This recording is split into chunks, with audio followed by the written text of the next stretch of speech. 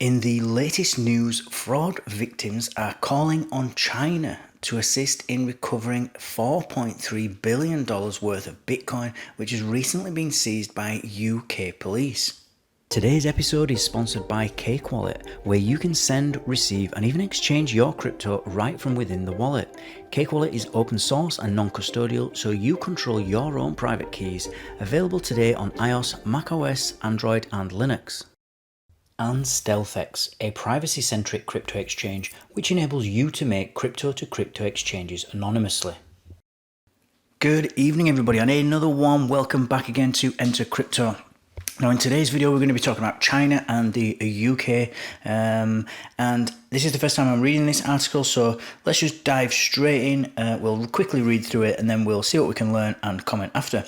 So, the victims of an investment fraud scheme have called on China to negotiate with the UK government to recover 61,000 Bitcoin seized in a money laundering investigation valued at $4.3 billion at the time of publication.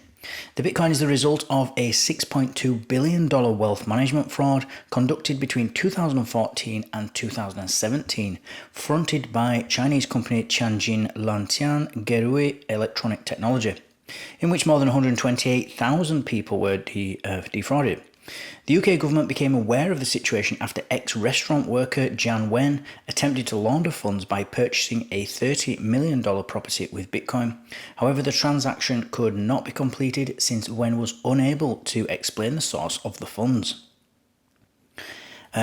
This prompted an investigation which culminated in a raid on a property rented by front person Wen and her boss Shimin Qian, the suspected mastermind of the operation. During the raid, investigators seized 61,000 Bitcoin worth $1.7 billion at the time, and under pressure to explain the damning situation, Wen initially claimed that Bitcoin was mined. She eventually changed her story, stating it was a love present from Qian, who fled the country after the raid. Jian Wen was ultimately put on trial for assisting Qian in converting Bitcoin into cash, jewellery and property.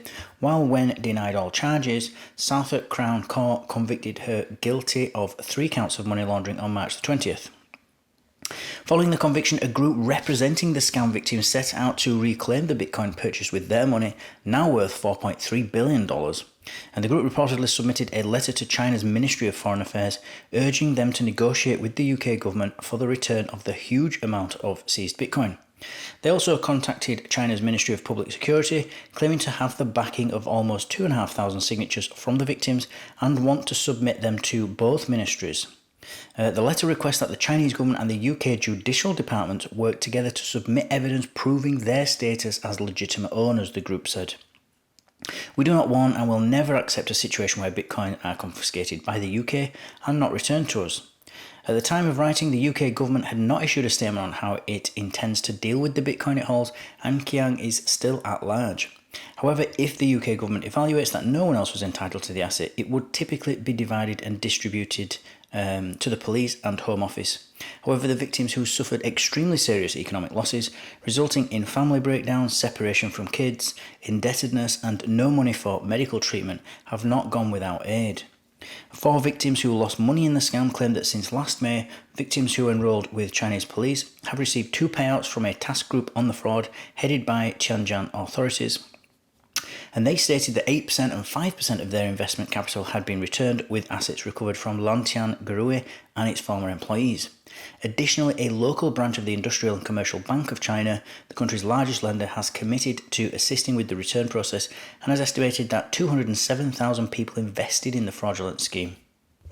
Now, for anybody that's been following the channel, we actually did a video about this. It was probably about a week, or maybe a week and a half, 2 weeks ago, about these 2 criminals, basically, or fraudsters that had been running from the police and hiding in the UK. And I believe that both the suspects had been in the UK. One got arrested, and then the other one, it was a female, then the other one, which I think was a male, has managed to escape out of the UK and he's still on the run.